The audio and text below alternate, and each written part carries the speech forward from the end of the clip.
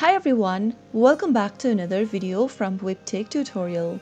In today's episode, I'm going to be showing you how to sign in to your Citizens Bank online banking account. So without further ado, let's get straight into the video. First of all, open a web browser.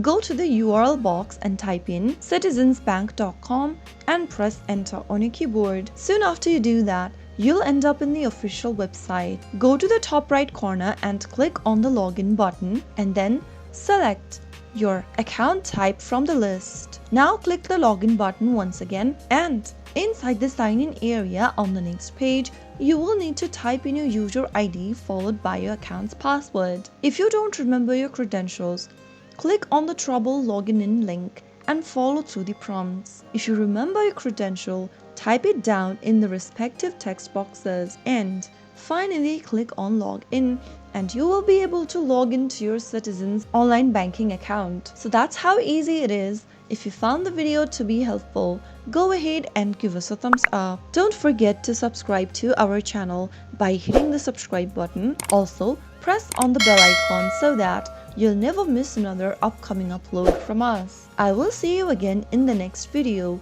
Thank you for watching.